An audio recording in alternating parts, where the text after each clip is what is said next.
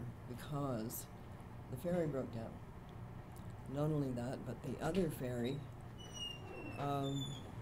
was somewhere else being serviced. So they somehow managed to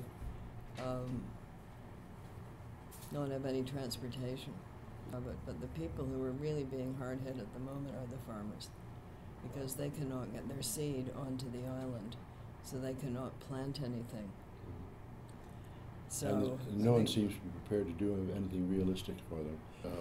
It's a very thorny one. I don't think that anyone can sort of realistically hope that, or should we just take everyone off the island and say, get out, you know?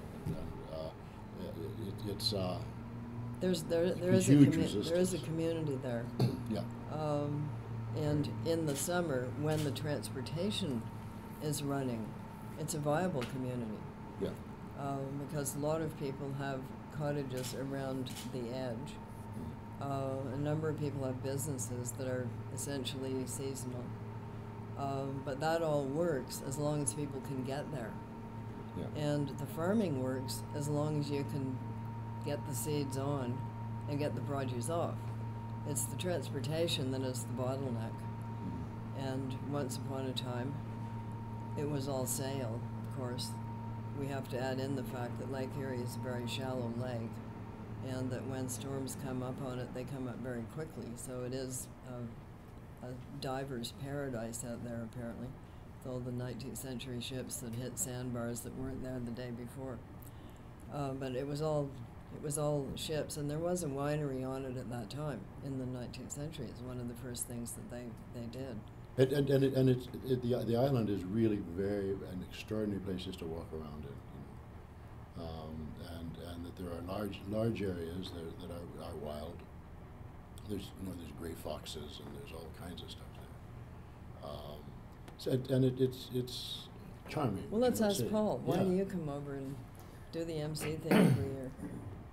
I have a lot of friends on the island, and it is, I think the thing that works for me most about Pelee Island is that sense of community.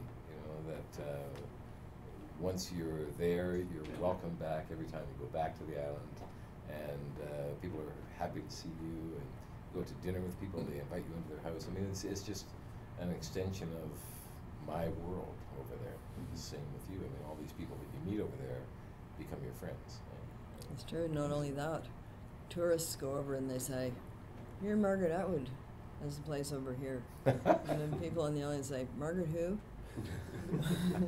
Why it's such a great place for you to write? Because when people say, "Come and do such and such," I say, "Well, actually, I can't because I'm on the island." And the phone doesn't ring.